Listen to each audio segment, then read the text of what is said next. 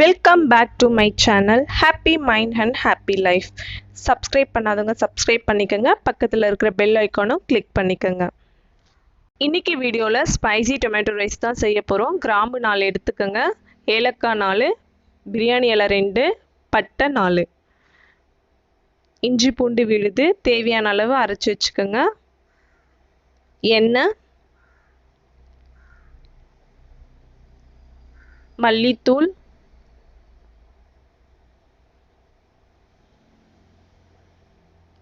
மிளகாய்த்தூள், உப்பு, நம்ம ஸ்பெஷல் ஸ்பைசி மசாலா இது தனியாக நான் அரைச்சி வச்சுருக்கேன்.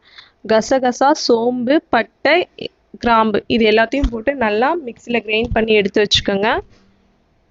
அடுத்ததாக வெங்காயம், நான் 2 வெங்காயம் போட்டிருக்கேன். தக்காளி, கொத்தமல்லி, அரிசி பாசுமதி ரைஸ் 1 டம்ளர்.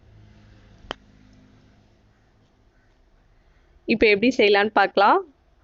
முதல்ல எண்ணெய் ஊற்றிக்கோங்க.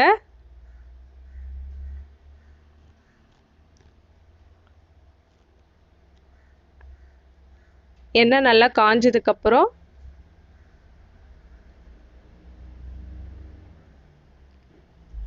நம்ம கிராம்பு சேர்த்துக்கிறோம்.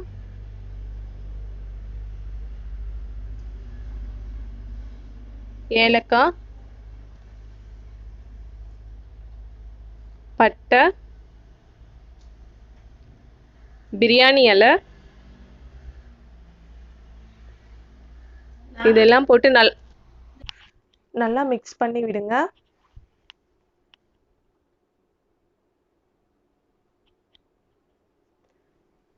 அடுத்ததாக வெங்காயம் ஆட் பண்ணிக்கலாம்.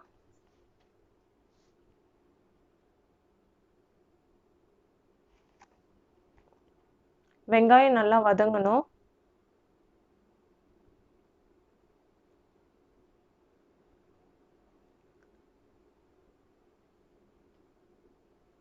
அடுத்து பச்சை மிளகாய் ஆட் பண்ணிக்கலாம்.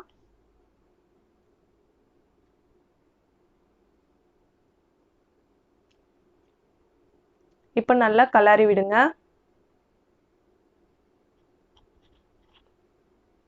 நீங்கள் நார்மலாக செய்கிற தக்காளி சட்னி மாதிரி இருக்காது, இந்த ரைஸ் வேற மாதிரி இருக்கும். நீங்கள் ட்ரை பண்ணி பாருங்க.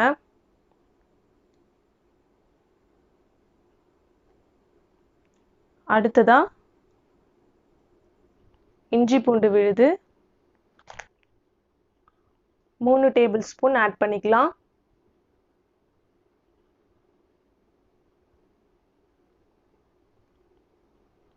நல்லா மிக்ஸ் பண்ணி விடுங்க. இஞ்சி பூண்டு விழுது நல்லா பச்சை வாசனை போகிற வரைக்கும் நல்லா மிக்ஸ் பண்ணி விட்டதுக்கு அப்புறமா தக்காளி ஆட் பண்ணிக்கலாம்.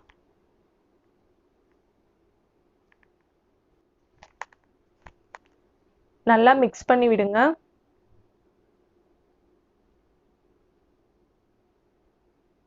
நம்ம இந்த டொமேட்டோ ரைஸ்ல ஸ்பைசி மசாலா ஆட் பண்றதுனால செம ஸ்பைசியா இருக்கும்.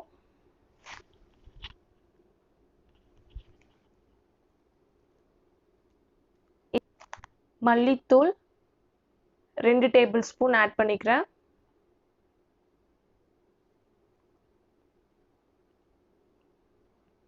மிளகாய்த்தூள்,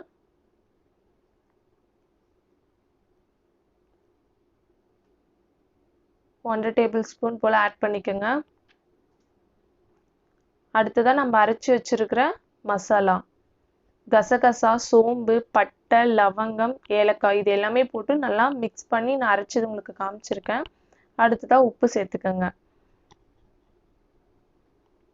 இது எல்லாத்தையும் போட்டு நல்லா வதக்க விட்டதுக்கு அப்புறமா கொத்தமல்லி ஆட் பண்ணிக்கோங்க.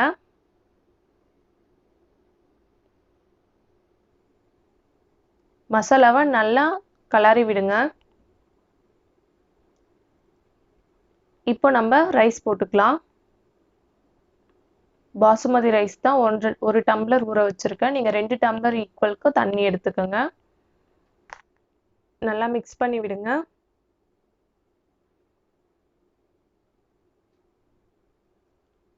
நான் நல்லா ரைஸோட கலரி விட்டுட்டேன்.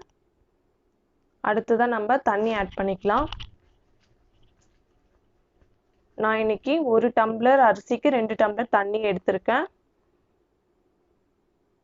நல்லா மிக்ஸ் பண்ணி விடுங்க. உப்பு டேஸ்ட் பார்த்துட்டு கம்மியா இருந்தா ஆட் பண்ணிக்கலாம்.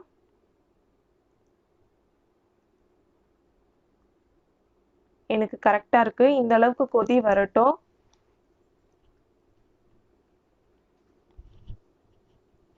நல்லா கொதிச்சதுக்கு அப்புறமா நம்ம குக்கர் விசில் மூடலாம்.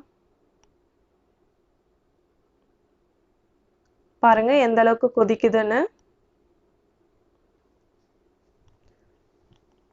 ஒரு டைம் கலாரி விட்டுட்டு அடுத்ததான் நம்ம குக்கர் மூடி போட்டுடலாம். 2 விசில் வைங்க. சாதம் நல்லா வந்திருக்கு ஃப்ரெண்ட்ஸ், பாருங்க. நீங்களும் இதை ட்ரை பண்ணி பார்த்துட்டு எப்படி இருக்குன்றதை எங்களுக்கு கமெண்ட்ல சொல்லுங்க. இந்த வீடியோஸ் உங்களுக்கு பிடிச்சிருக்கும் நம்புறோம். பிடிச்சிருந்தா எங்க சேனலுக்கு லைக் பண்ணுங்க, ஷேர் பண்ணுங்க, சப்ஸ்கிரைப் பண்ணுங்க. Happy mind and happy life. Thanks for வாட்சிங் கைஸ்.